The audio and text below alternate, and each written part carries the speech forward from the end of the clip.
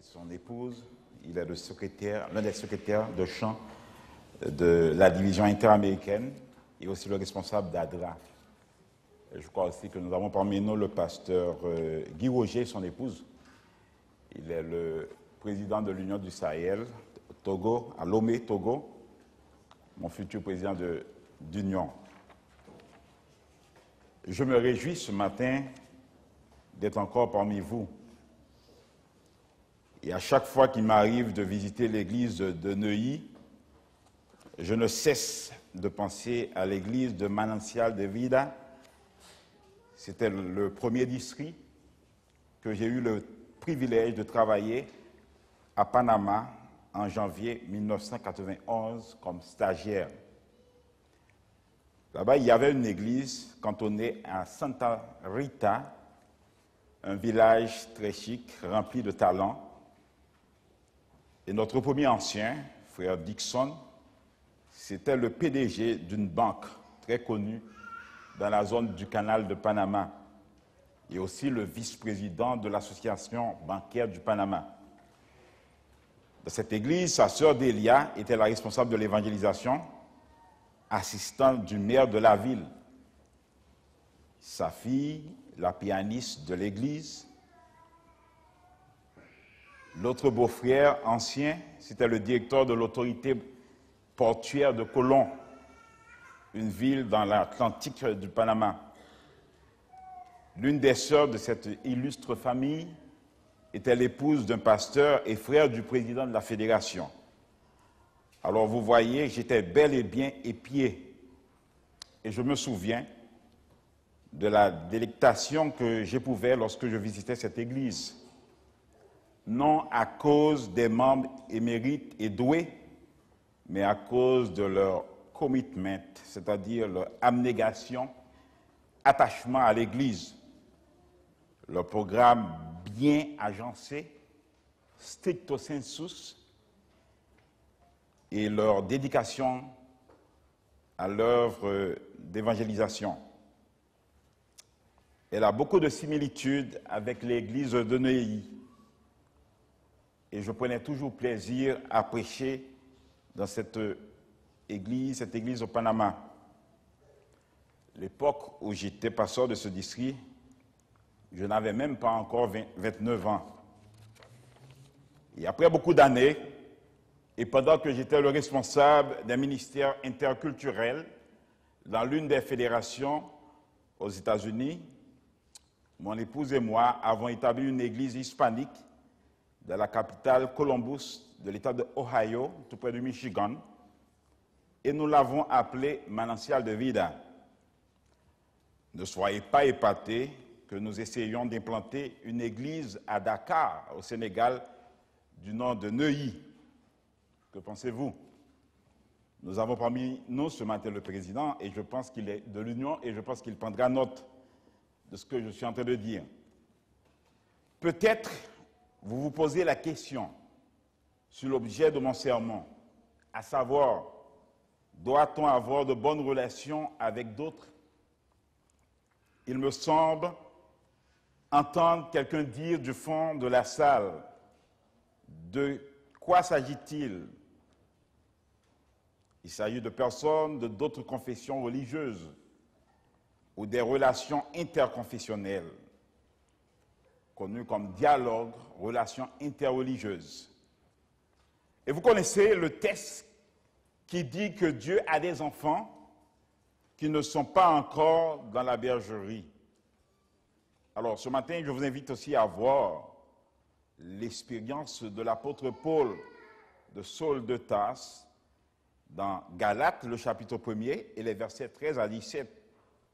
Alors, Saul ou Paul déclare: vous avez su en effet quelle était autrefois ma conduite dans le judaïsme, comment je persécutais à outrance et ravageais l'Église de Dieu,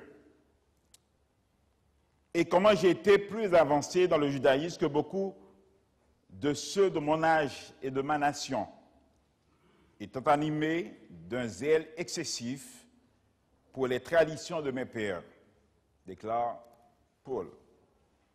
Mais lorsqu'il plut à celui qui m'avait mis à part dès le sein de ma mère et qui m'a appelé par sa grâce de révéler en moi son Fils, afin que j'annonçasse parmi les païens aussitôt. Je ne consultai ni la chair ni le sang.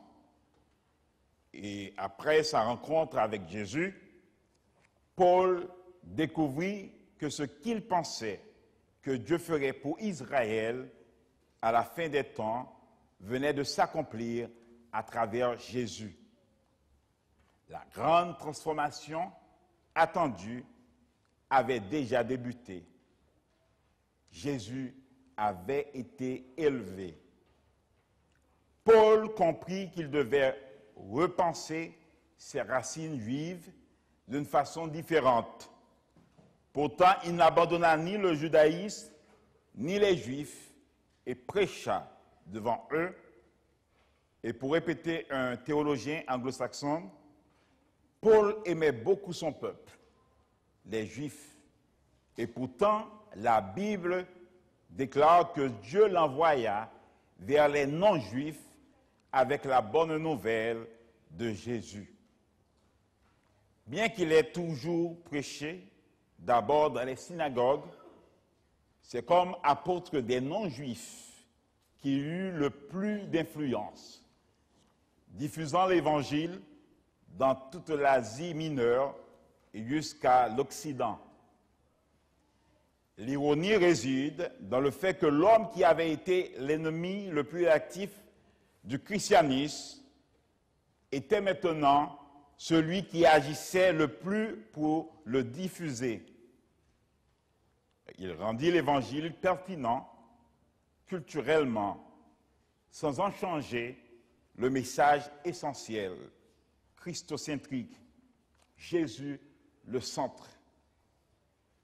Car j'ai jugé bon parmi vous de ne rien savoir d'autre que Jésus-Christ crucifié. 1 Corinthiens, le chapitre 2, le verset 2. Et il déclare dans le livre de Matthieu, « Faites des gens de toutes les nations des disciples. » On trouve cette référence biblique dans le livre de Matthieu, le chapitre 28 et le verset 19. Apôtre de sa racine grecque signifie envoyé et désigna des hommes clés comme Barnabé et Paul. Ce matin, je me propose à vous présenter certains points communs que nous partageons avec d'autres églises, c'est-à-dire d'autres dénominations, ou groupes religieux, et aussi les différences que nous avons. Je présenterai tout d'abord les baptistes, certaines doctrines que nous avons en commun. La Bible est la seule règle de foi et de conduite, malgré qu'il y ait certains qui croient dans l'inspiration verbale de chaque parole de la Bible. Le salut par la grâce, la Trinité, que Jésus reviendra une deuxième fois, le baptême par immersion, la séparation de l'Église et de l'État, certains malentendus ou certaines choses que nous ne partageons pas avec nos amis baptistes, le rapt secret, l'immortalité de l'âme, le feu éternel lorsque les méchants seront brûlés, AGN. Une fois sauvé, on reste toujours sauvé, c'est-à-dire qu'on ne perdra pas le salut une fois venu à Jésus. La sainteté du dimanche, la loi a été abolie par Christ.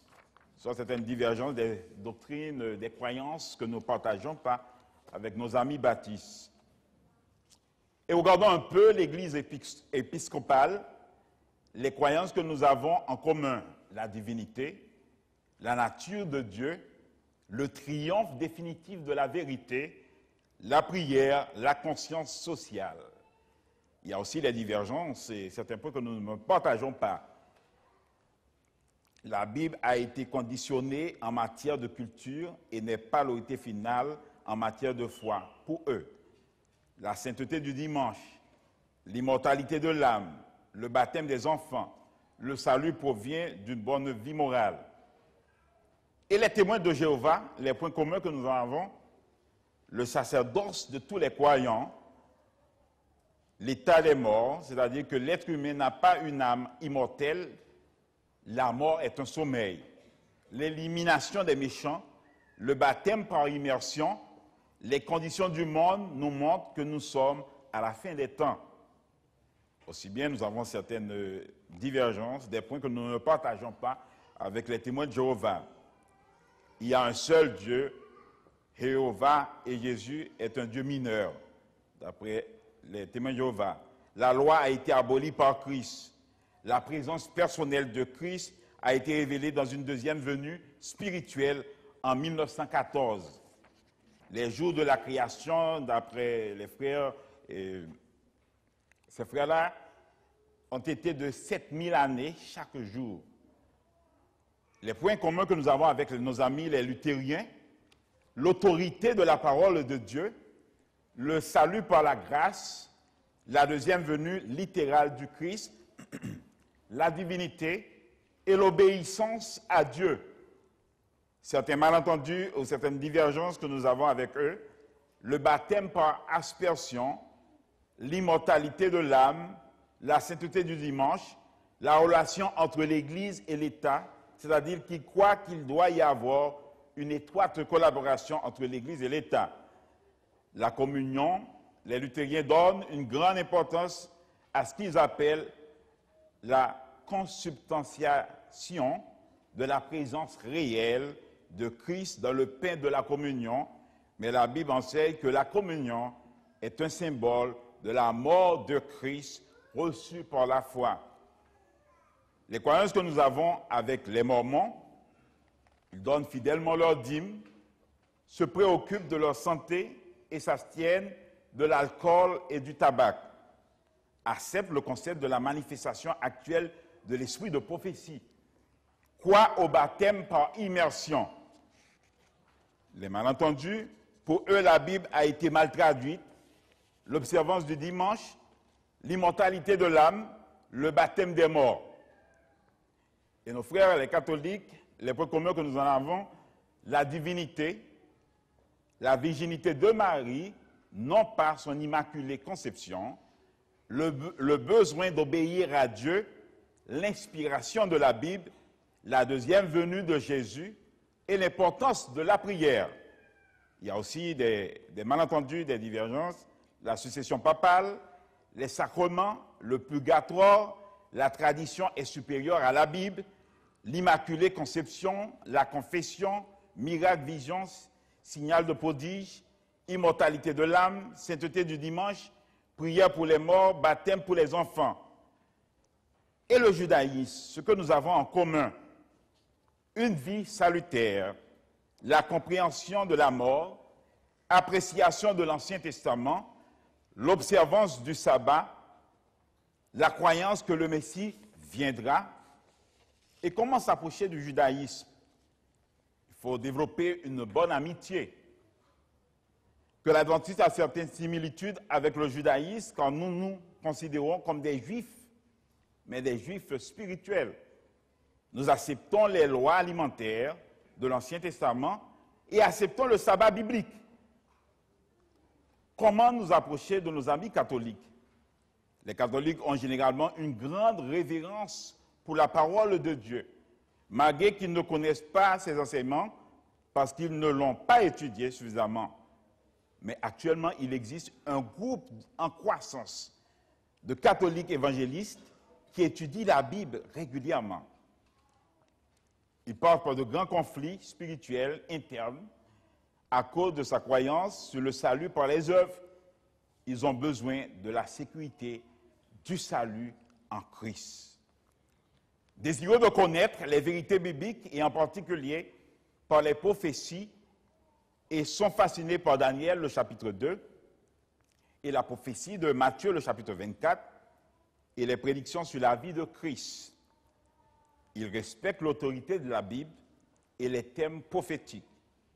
Ils acceptent les commandements de Dieu et l'on peut facilement leur présenter l'importance du 4e commandement, le sabbat. Nous devons développer une amitié étroite en les invitant à manger ensemble, à présenter les études sur l'inspiration de la Bible. Et je crois qu'il y a un programme assez intéressant ici à Neuilly, que j'apprécie. De partager les témoignages sur la relation avec Jésus. Je me rappelle d'une classe de missiologie à Michigan, à l'université d'Andrews. Le professeur, le pasteur Moon, il est l'auteur de la biographie de William White, le fils de pasteur James White et d'Ellen White. Il fut l'assistant pendant plusieurs années de sa mère.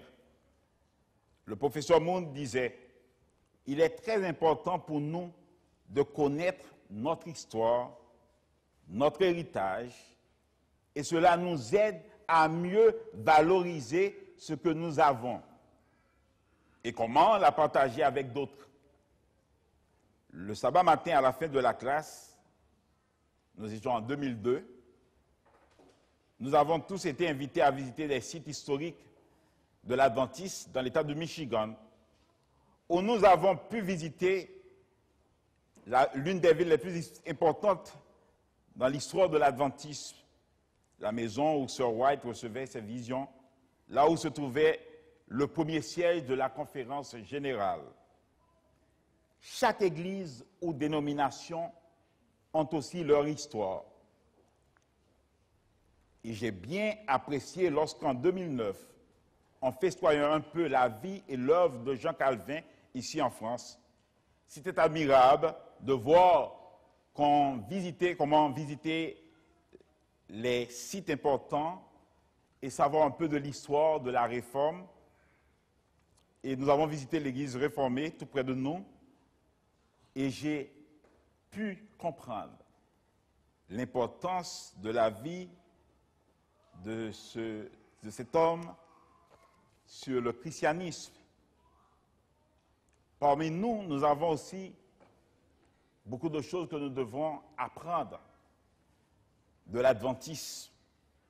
Il est important pour nous, comme membres d'Église, d'étudier la Bible, de lire les livres de l'esprit de prophétie, de bien connaître notre Église, notre histoire. Parfois, nos prédications sont dépourvues de références sur nos auteurs adventistes. Ici, on les cite, on le fait uniquement pour ceux qui sont négatifs vis-à-vis de notre Église. On ne fait pratiquement pas mention de l'esprit de prophétie. Et l'on préfère mentionner les auteurs non adventistes du XIVe et XVe siècle. Il est important pour nous de regarder notre identité comme peuple de Dieu.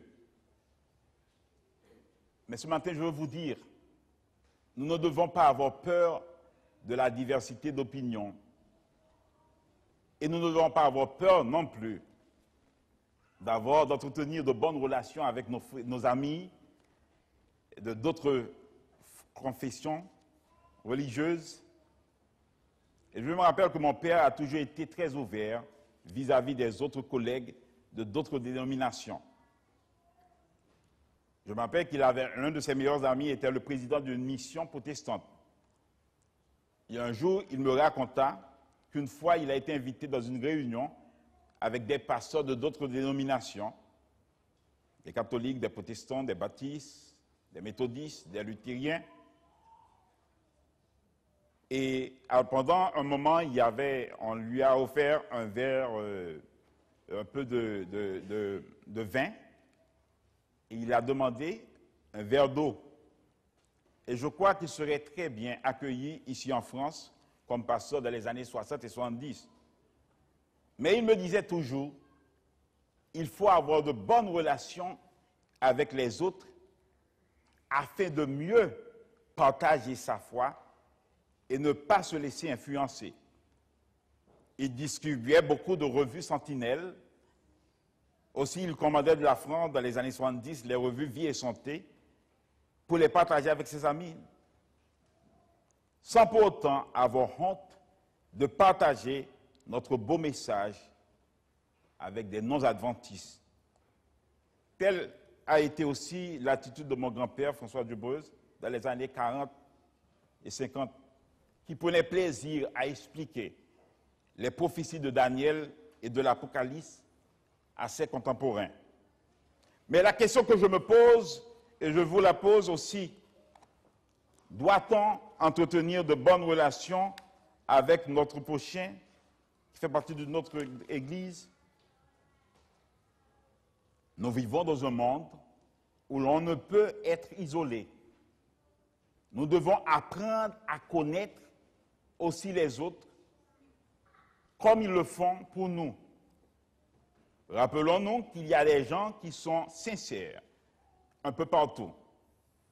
Il y en a qui n'ont pas encore reçu certaines lumières que nous avons. Il est important pour nous, en tant que disciples de Jésus, de témoigner pour lui.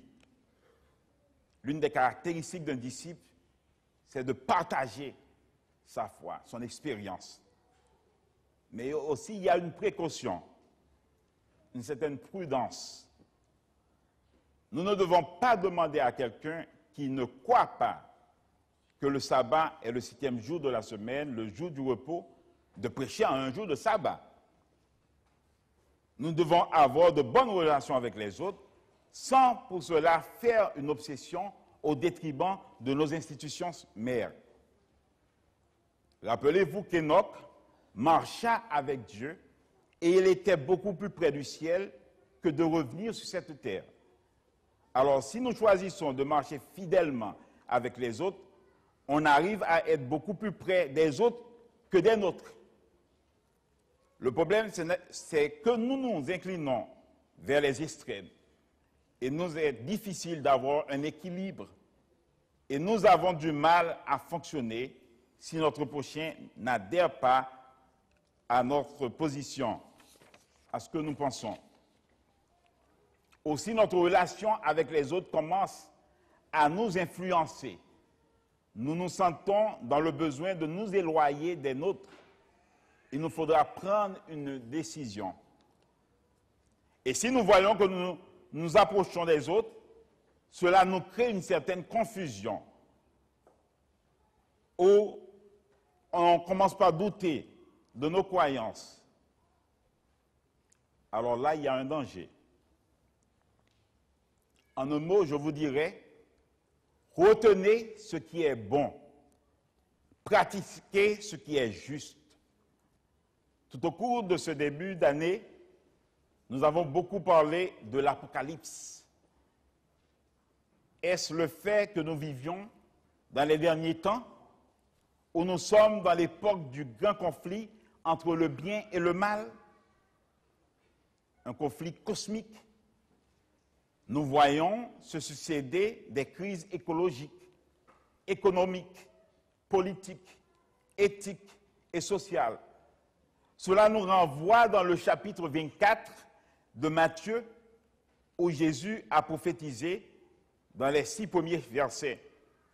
Mais dans le verset 14, les versets 14 et 15, il y a une invitation et une mission qui nous incombe. Tout d'abord, celui qui persévérera jusqu'à la fin sera quoi? Sera sauvé.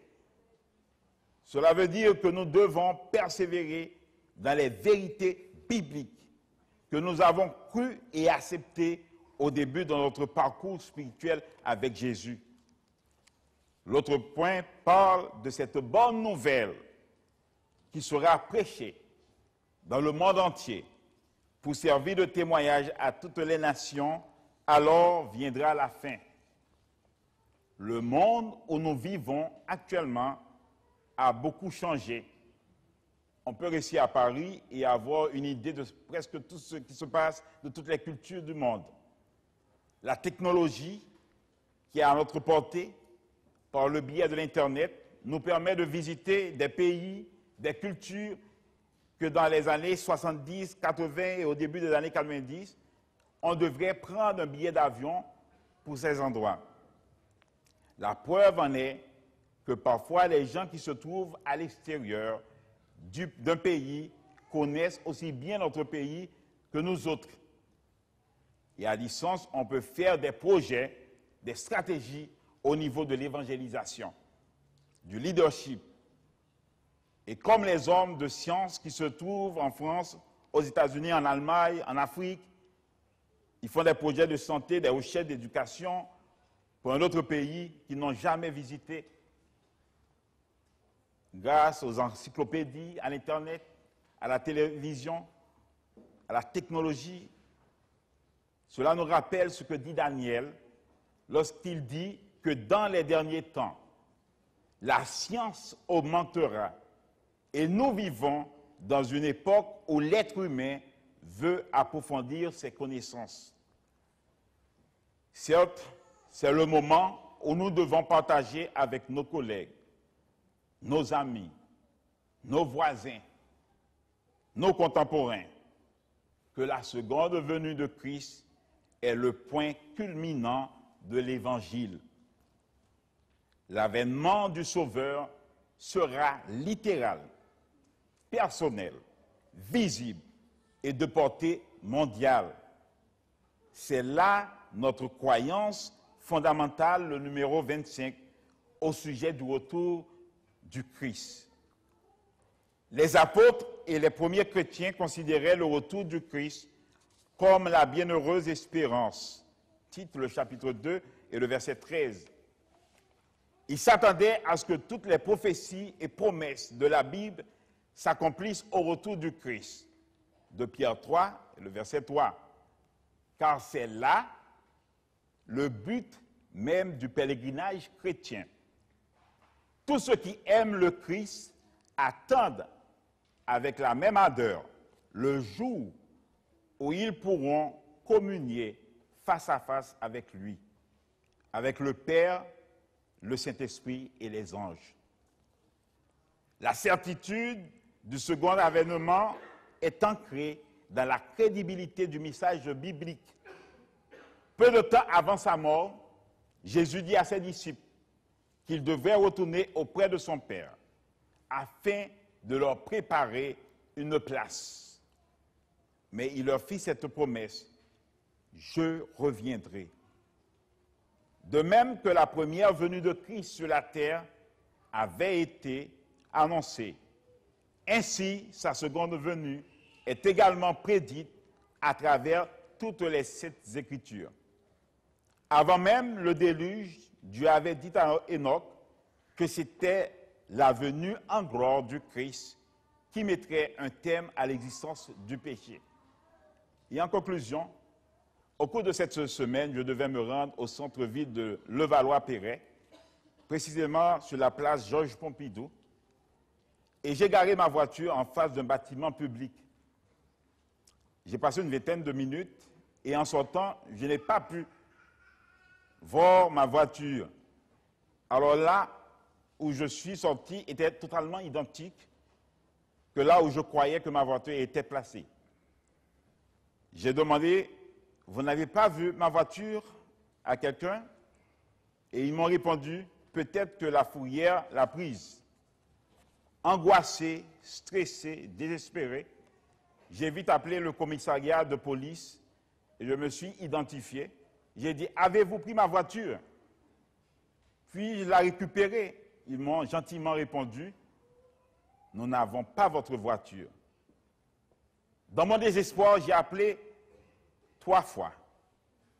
Et patiemment, ils m'ont dirigé vers la police nationale, dont le bureau se trouve dans cette ville, pour avoir un peu plus d'informations. Mais eux aussi m'ont dit: non, nous n'avons pas votre voiture. Alors j'ai appelé la fourrière, et ils ont répondu: non, nous n'avons pas votre voiture. Et je me suis dit que quelqu'un a volé la voiture. Mais sachant que le périmètre est très sécurisé, j'ai dit que ce n'était pas possible. J'ai encore appelé le commissariat de police. qui ont été très courtois. En passant, je vous invite aussi à être très patient et très courtois. Ils ont vite compris que j'étais très désespéré et ils ont été très patients et ils m'ont dit, rassure-toi, où tu as placé ta voiture? Parfois, nous autres chrétiens, nous expérimentons cette expérience. Et un moment, je me suis mis à penser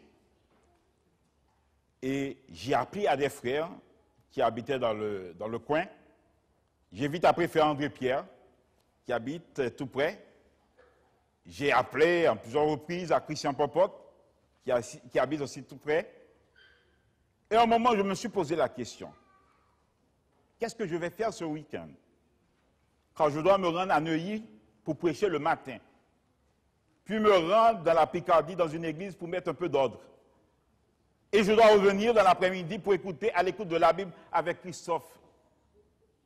Dans ma réflexion interne, je me suis dit, oui, c'était la même rue, le même parking, mais je dois essayer de voir où se trouve ma voiture.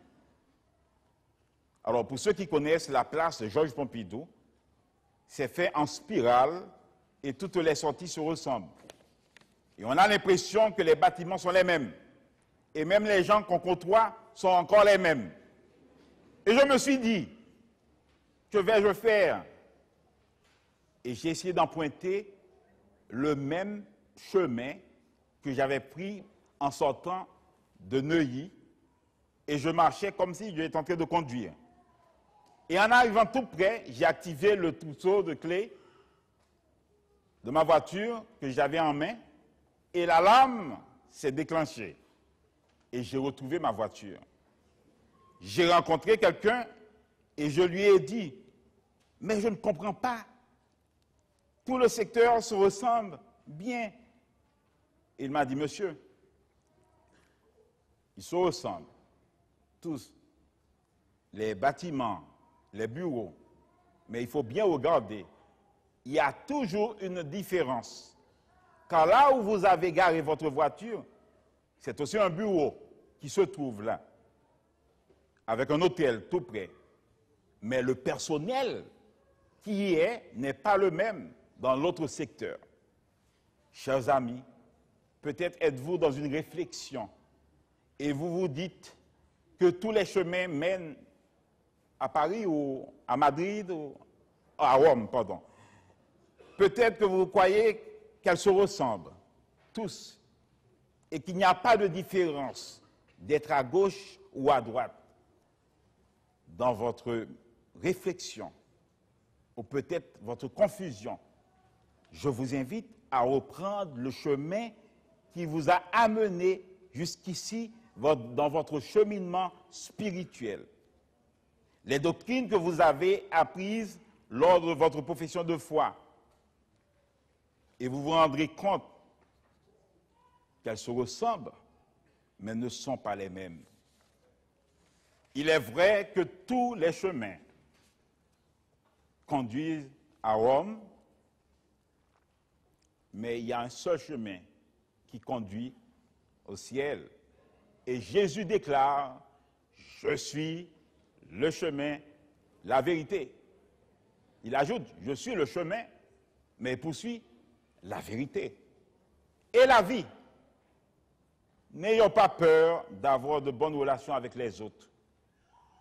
N'ayons pas peur également de partager notre foi avec nos amis, nos collègues, nos contemporains. Soyons circonspects, réticents, si notre rapprochement avec les autres ne fait qu'atténuer notre relation avec nos institutions mères. Alors, c'est le moment de se ressaisir. Et se ressaisir devient la solution de remplacement. Soyons des chrétiens prévoyants, équilibrés, stables, la tête sur les épaules, pas des chrétiens fluctuants, irrésolus. Tolérons notre frère dans l'Église, même s'il y a des opinions différentes des nôtres. Concentrons-nous au travail missionnaire. C'est là ma prière pour vous et pour moi. Amen.